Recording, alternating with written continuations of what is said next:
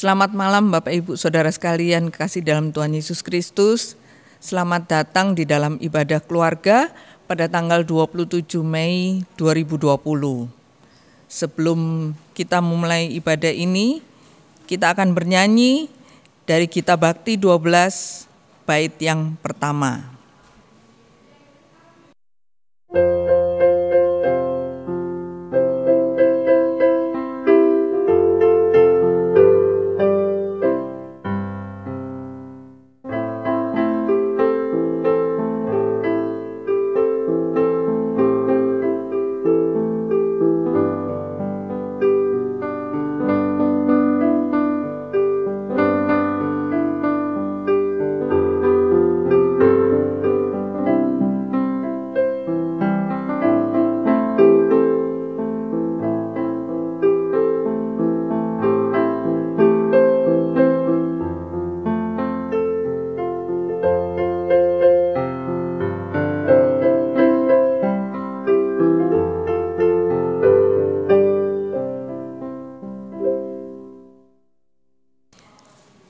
Kita akan berdoa untuk pembukaan ibadah keluarga ini.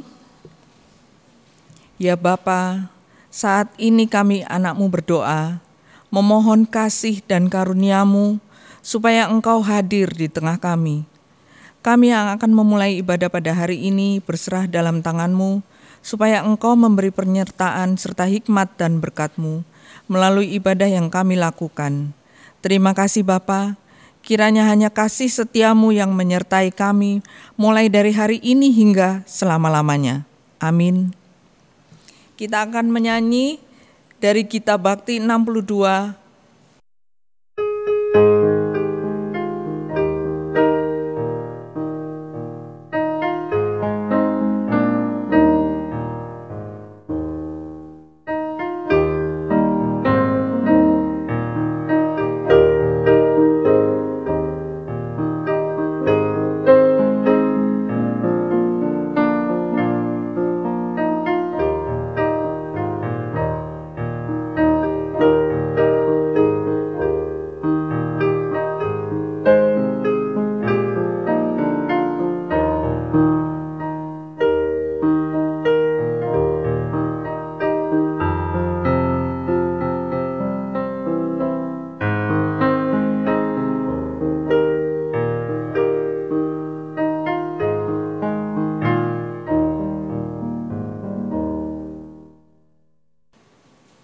Baik, Bapak Ibu Saudara sekalian yang saya kasihi di dalam Tuhan, kita akan bersama-sama masuk dalam pembacaan firman Tuhan.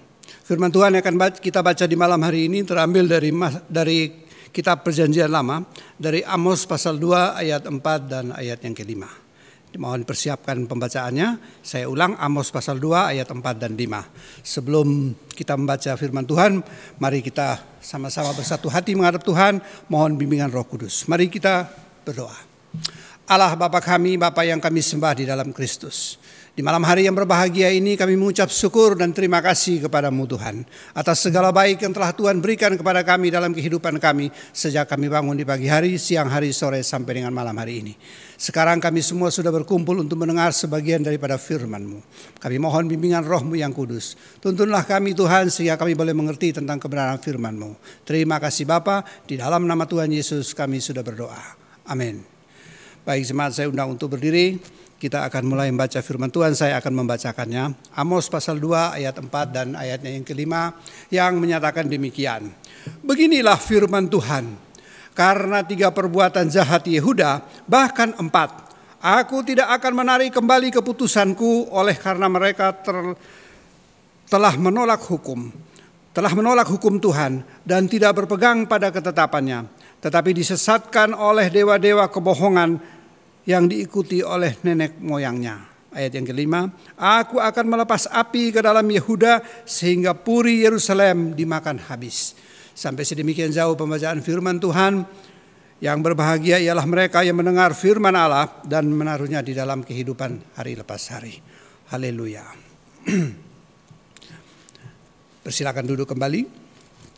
Kita akan masuk dalam renungan pembacaan firman Tuhan. Bapak Ibu saudara-saudara yang saya kasihi di dalam Tuhan.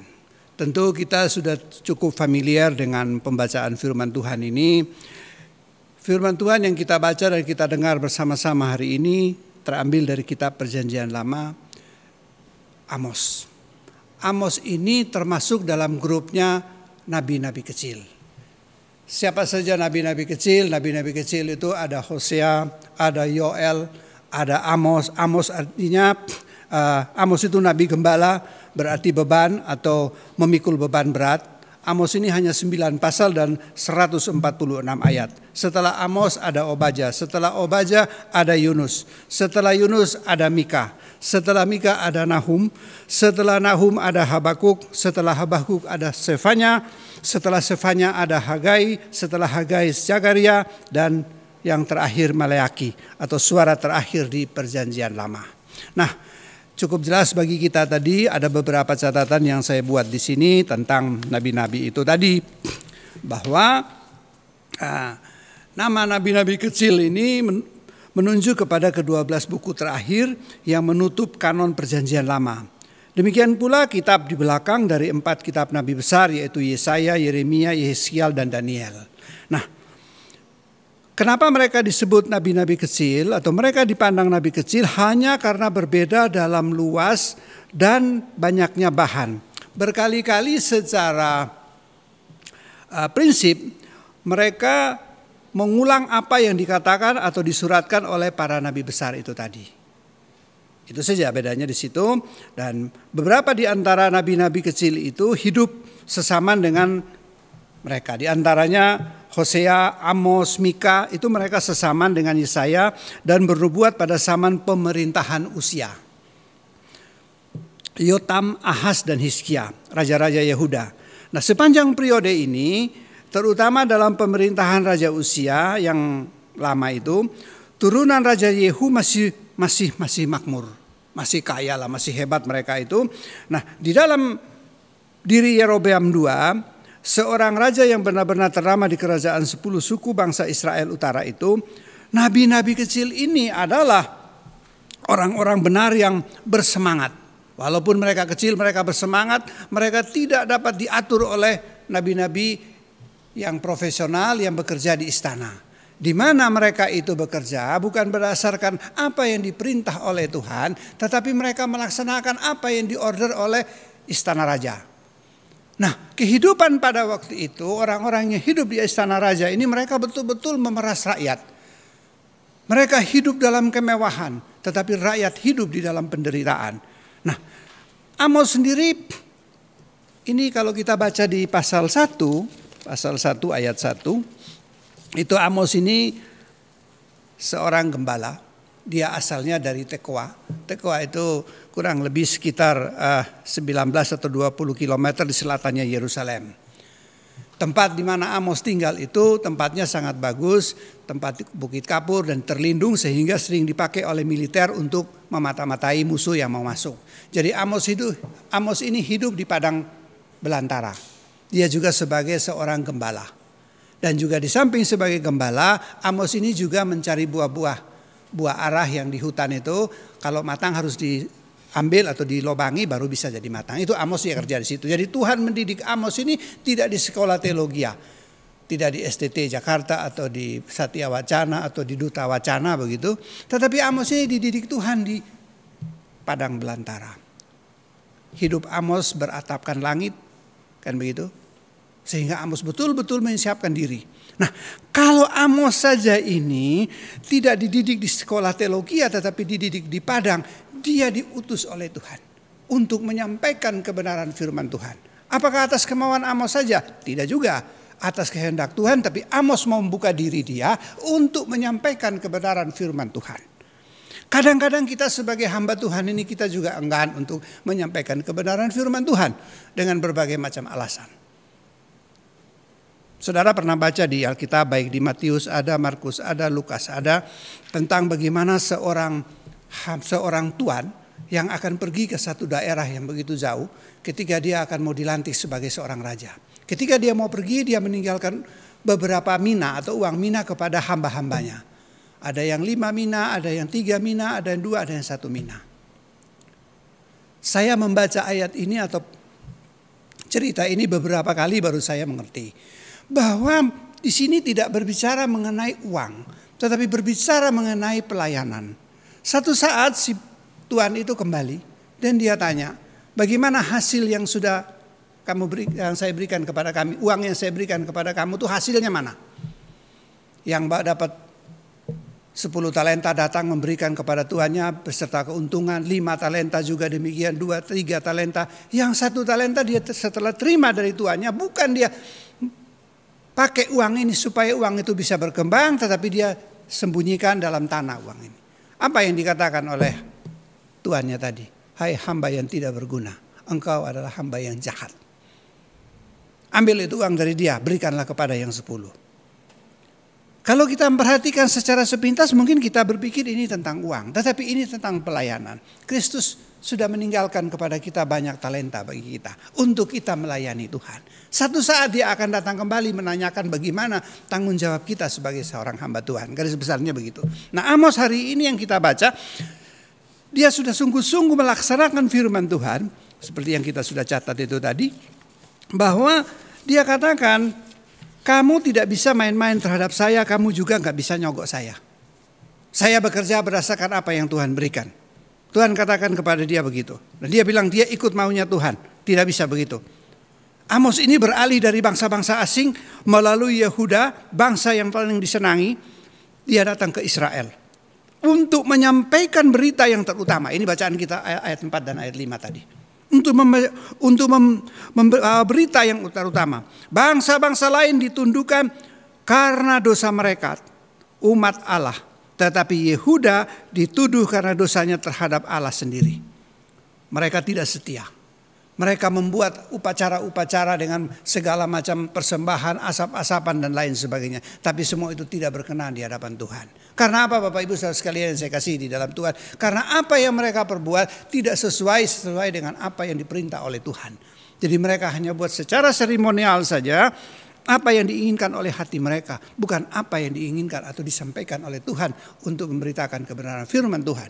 Dan menjadi saksi bagi Tuhan. Nah, dalam hidup kita pun juga demikian. Apakah kita juga seperti itu dalam keadaan kita seperti sekarang ini? Sekarang ini dalam keadaan yang betul-betul sulit. Semua orang sulit, orang kaya juga sulit, orang miskin juga apalagi. Semua serba sulit. Sehingga kadang-kadang membuat kita menjadi gamang dalam hidup kita. Apakah kita ini mau yakin dan percaya akan kuat kuasa Tuhan sesuai firman Tuhan yang sudah ada? Ataukah kita akan beralih kepada kuasa lain? Oleh karenanya Tuhan katakan kepada kita supaya kita selalu mempelajari firman Tuhan. Dengan kita mau mempelajari firman Tuhan, banyak hal yang kita bisa dapat untuk menguatkan kehidupan kita. Bapak Ibu saudara sekalian yang saya kasih dalam Tuhan, saya kira yang susah bukan hanya kita saja. Satu Indonesia bahkan satu dunia orang semua pada dalam keadaan susah, dalam keadaan sedih. Mungkin secara ekonomi dia tidak susah, tetapi di lain pihak dia juga susah. Akhirnya masalah ekonomi pun juga terkait. Tetapi kita semua sebagai anak-anak Tuhan, kita yakin dan percaya bahwa kita ini berharga di mata Tuhan, sehingga Tuhan memperhatikan kita dengan sungguh-sungguh. Lalu saudara bertanya, kalau memang Tuhan memperhatikan kita dengan sungguh-sungguh, mengapa kehidupan saya ada dalam penderitaan? Kembali lagi kepada firman Tuhan. Tuhan Yesus katakan, pikulah salibmu dan ikutlah aku. Tuhan tidak katakan naik BMW-mu ikut saya, tidak. Naik Mercy-mu ikut saya, tidak. Tetapi pikulah salibmu dan ikutlah aku. Semua serba takut. Kita majelis juga takut. Tapi firman Tuhan mengatakan barang siapa kehilangan nyawanya karena aku, maka ia akan mendapatkannya. Nah, kita yakin dan percaya akan hal itu. Tetapi apa yang terjadi Bapak Ibu saudara sekalian, karena desakan kehidupan kita yang begitu luar biasa beratnya, sehingga membuat kita menjadi gamang, membuat kita menjadi khawatir akan hidup ini. Tetapi di malam hari ini, firman Tuhan yang sudah Bapak Ibu saudara sekalian mendengarnya, kita boleh mempergunakan sebagai penguat dan pengikat dalam persatukan hidup kita, baik dengan keluarga dan juga dengan Kristus. Kalau kita bisa membangun hubungan baik dengan Kristus yang tidak kelihatan, apalagi dengan yang kelihatan. Kita harus membangun hubungan yang baik dengan kelihatan, sehingga yang dengan tidak kelihatan pun kita bisa membangun hubungan. Saudara mengatakan bahwa saya mengasihi istri saya mengasihi suami saya mengasihi anak saya. Tetapi, atau saudara mengatakan saya mengasihi Tuhan dengan sangat luar biasa. Tuhan segala-galanya bagi saya, Kristus segala-galanya bagi saya. Tetapi tiap hari istri dimarahi, mungkin bisa juga istri ditempelingi, demikian pula anak-anak. Bagaimana saudara bisa mengasihi Tuhan yang tidak kelihatan? Yang kelihatan di depan mata Anda saja Anda tidak bisa. Suami mulai dari pagi sampai sore diomeli istri, tidak amin-amin. Demikian pula sebaliknya, tidak ada damai sejahtera dalam rumah. Padahal ini kita sama-sama kelihatan.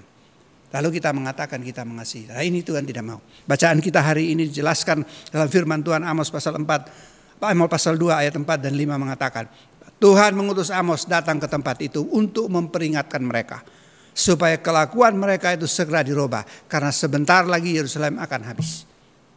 Tapi apa yang terjadi?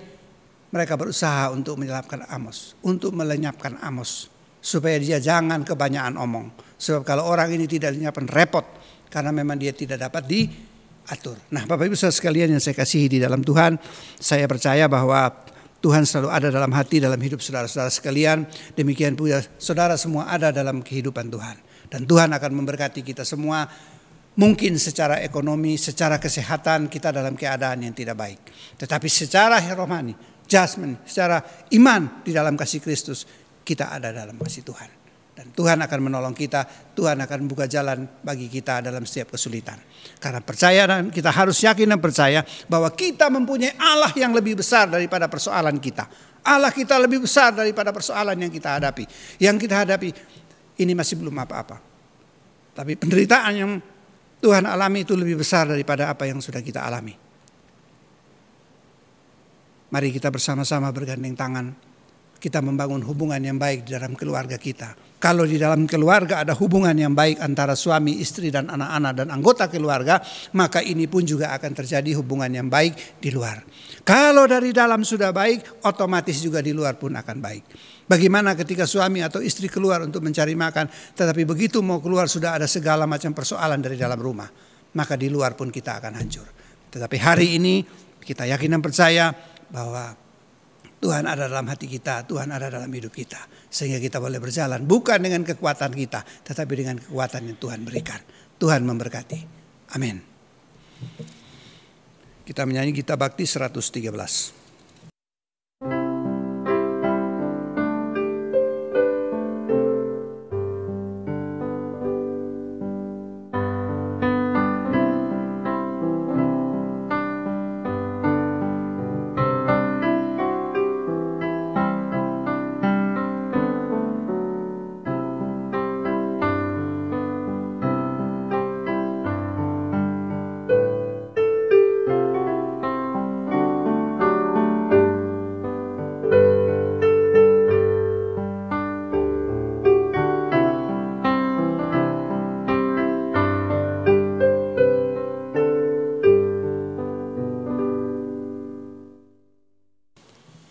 Baik Bapak Ibu saudara sekalian yang saya kasihi dalam Tuhan, mari kita sama-sama bersatu hati, kita masuk dalam doa, kita masuk dalam doa syafaat. Mari kita berdoa. Bapa di dalam sorga, terima kasih atas sapaan firman Tuhan yang sudah kami dengar bersama-sama. Biarlah firman Tuhan itu tetap ada dalam hati kami, dalam hidup kami. Dan melalui firman Tuhan, kami boleh mempergunakannya dalam kehidupan kami hari lepas hari. Tuhan, kepadamu-lah kami berharap semuanya. Sebagai manusia biasa, mungkin sebagian dari kami sudah tidak kuat lagi untuk melanjutkan kehidupan ini dengan segala macam persoalan yang silih berganti menghinggapi hidup kami. Tetapi sebagai anak-anak Tuhan kami percaya bahwa kami ini berharga di mata Tuhan. Tuhan selalu ada dalam hati kami, ada dalam hidup kami. Sehingga persoalan macam apapun, keadaan macam apapun, kami tetap kuat di dalam Tuhan. Kami boleh membuka hati kami. Kami boleh buka pikiran kami sehingga Roh Kudus Tuhan dapat bekerja. Dan melaluinya kami boleh menjadi saksi bagi Tuhan. Bapa di sorga, terima kasih di malam hari yang berbahagia ini. Saya juga mendoakan untuk jemaat-jemaat kita yang ada di GPIB Bukit Zaitun. Mulai dari jemaat sektor pelayanan 1. Tuhan, Engkau tolong bagaimana keluarga-keluarga yang ada di sana. Orang-orang tua yang ada di sana. Mereka juga yang dalam keadaan sakit. Tuhan datang melawat mereka. Sehingga mereka pun dapat merasakan kehadiran Tuhan di tengah-tengah kehidupan mereka. Walaupun dalam keadaan sesulit seperti apapun, tetapi kami ini adalah milik Tuhan. Kami ini anak-anak Tuhan. Tuhan tidak pernah melepaskan atau membiarkan kami. Terima kasih untuk semuanya itu. Seluruh jemaat sektor 1, mulai dari anak-anak, remaja, dewasa, orang tua, semua yang ada di sana, Tuhan memberkati. Demikian pula keluarga-keluarga kami yang ada di sektor pelayanan 2. Kami mendoakan bagi mereka, orang-orang tua yang ada di situ. Mereka yang dalam keadaan sakit baik di rumah maupun di rumah sakit. Tuhan tolong, Tuhan datang, Tuhan merawat mereka. Tuhan memberkati mereka. Memberkati obat-obatan yang diminum, peralatan yang dipakai. Tuhan memberkati keluarga yang merawat mereka. Sehingga ada persatuan dan kesatuan di dalam keluarga. Khususnya juga tentunya bagi keluarga sektor pelayanan 2. Sehingga ada damai sejahtera bagi mereka semua. Dan kami semua saling bergandeng tangan untuk menghadapi keadaan yang tidak menentu. Keadaan boleh tidak menentu, tetapi Kristus pasti. Terima kasih untuk semuanya itu Tuhan. Pula keluarga-keluarga kami yang ada di sektor pelayanan 3. Tuhan memberkati mereka semua. Saudara-saudara kami yang ada di sana yang dalam keadaan sakit, dalam keadaan lemah tubuh. Tuhan datang, Tuhan merawat mereka. Tuhan memberkati obat-obatan, bahkan peralatan dan keluarga yang merawat mereka. Demikian pula dokter, para medis, obat-obatan yang diminum, Tuhan memberkati. Sehingga kesembuhan yang diharapkan boleh terjadi. Terima kasih Bapak. Pendek kata semua jemaat GPIB Bukit Zaitun yang dalam keadaan sakit, Tuhan tolong mereka. Tuhan memberkati mereka baik secara fisik maupun juga secara pikiran. Tuhan tolong supaya mereka dapat merasakan bahwa Tuhan hadir di tengah-tengah mereka. Terima kasih Tuhan. Saya juga mendoakan untuk gereja kami GPIB Bukit Zaitun dalam segala macam pergumulan yang ada di dalamnya. Biarlah kami boleh menyelesaikannya itu Tuhan. Bukan dengan kekuatan kami sebagai manusia biasa, tetapi dengan pertolongan Tuhan. Tuhan memberkati kami. Tuhan memberkati pendeta kami, Ibu Dina Haba beserta keluarga. Tuhan memberkati kami para presbiter. Tuhan memberkati pegawai kantor semua yang terlibat di dalam GPIB Bukit Zaitun. Tuhan memberkati kami. Dan semua presbiter yang ada di sektor pelayanan 1, 2, dan 3. Terima kasih Bapak di sorga. Tuhan tahu bagaimana keadaan kami. Tak lupa juga mendoakan untuk bangsa dan negara kami. Tuhan tolong presiden kami, wakil presiden, para menteri, anggota parlemen, dan juga anggota kabinet. Sehingga mereka dapat bekerja dengan sungguh-sungguh dan takut akan Tuhan. Bahkan ada anak-anak Tuhan yang ada di sana. Tuhan memberkati mereka. Terima kasih Bapak. Provinsi kami Jawa Timur di sini, Tuhan memberkati gubernur kami, wakil gubernur, juga Kota Madia Surabaya, Ibu Risma dan wakil, serta semua jajaran yang terlibat di dalamnya. Tuhan memberkati kami semua. Sehingga biarlah mereka bekerja dengan sungguh-sungguh takut akan Tuhan. Sehingga apa yang kami takutkan dan semua orang takutkan, COVID-19 ini dapat berlalu karena kehendak Tuhan dan pertolongan Tuhan. Terima kasih Bapak. Firman Tuhan sudah kami dengar. Kami akan menyelesaikan semua rangkaian ibadah ini. Biarlah firman itu tetap tertanam dalam hati, dalam pikiran kami, dalam jiwa kami. Sehingga melalui firman Tuhan, kami boleh menjadi saksi bagi Tuhan dimanapun kami berada. Bapa, banyak hal akan kami naikkan kepadamu, tetapi ketika kami menyembah Allah yang hidup, kami percaya Tuhan sudah mendengar doa dan permohonan kami. Karena semua kami mohon hanya dalam satu nama. Yesus Tuhan dan Juru Selamat kami yang telah mengajar kami berdoa. Bapa kami yang ada di sorga, dikuduskanlah namamu. Datanglah kerajaanmu, jadilah kehendakmu di bumi seperti di sorga. Berilah kami pada hari ini makanan kami yang secukupnya. Dan ampunilah kami akan kesalahan kami, seperti kami juga mengampuni orang bersalah kepada kami. Dan janganlah membawa kami ke dalam pencobaan, tapi lepaskanlah kami daripada yang jahat.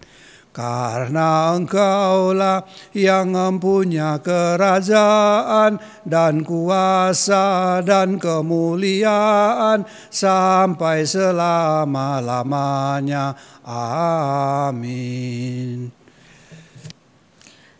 Jemaat, sebagai tanda syukur atas firman yang telah didengar dan atas berkat-berkat Tuhan yang telah kita terima, marilah kita memberi persembahan sambil mengingat kata Alkitab dari 2 Korintus 9 ayat yang ke-7.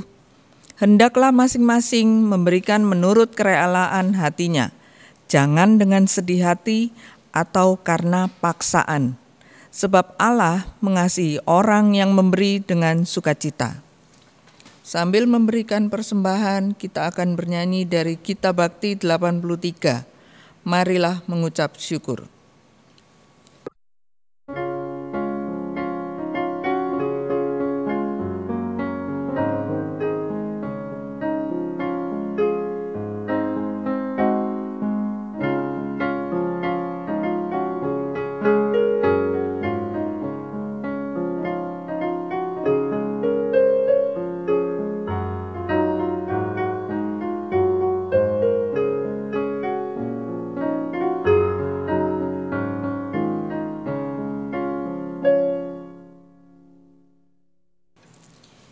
Jemaat yang terkasih, kita akan menaikkan doa persembahan.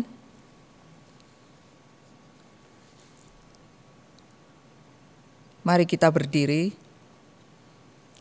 Terpujilah Engkau ya Tuhan Allah, Allah yang selalu hadir, berkarya dalam setiap hidup kami umat manusia. Di hari ini dengan penuh ungkapan syukur, kami datang menghadap hadirat-Mu sambil mengingat akan segala kebaikan-Mu yang telah Engkau anugerahkan dalam kehidupan kami. Kami menyadari bahwa ketika kami ada sampai saat ini adalah merupakan satu anugerah yang terindah dan teristimewa, lagi nafas kehidupan masih terus kami miliki. Sebagai wujud ungkapan syukur kami kepadamu, saat ini kami memberikan persembahan syukur bersama keluarga kami. Terimalah dan kuduskanlah pemberian sukarela ini sebagai tanda persembahan diri dan hidup kami kepada Tuhan. Berkatilah persekutuan keluarga ini, kiranya selalu dalam lindungan-Mu dan terang-Mu yang abadi.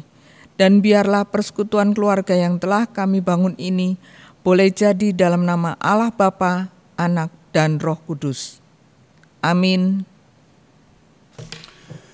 Baik Bapak Ibu saudara sekalian, kita sudah sampai di ujung pertemuan kita di malam hari yang berbahagia ini. Firman Tuhan sudah disampaikan, biarlah firman itu menjadi pegangan bagi kita dalam kehidupan kita hari lepas hari. Untuk itu kita sama-sama akan menyanyi dari Gita Bakti 277.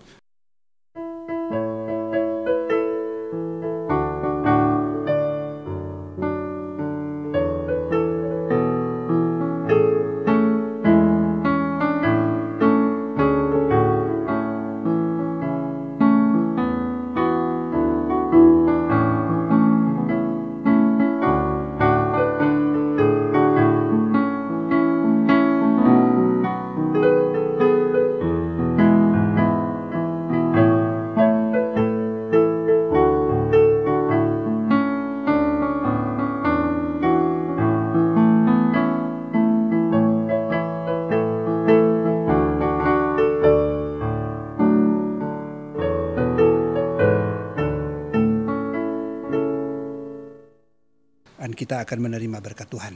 Mari kita berdoa. Bapa di sorga, terima kasih atas pertolongan-Mu sehingga ibadah ini boleh berjalan dengan baik dari awal, pertengahan sampai dengan akhirnya. Kini kami akan mengakhiri ibadah kami di malam hari ini, tapi kami juga mohon berkat daripada Tuhan. Kasih karunia, rahmat dan damai sejahtera dari Allah Bapa kita menyertai saudara-saudara sekalian sekarang kekal sampai selama-lamanya. Amin, amin, amin.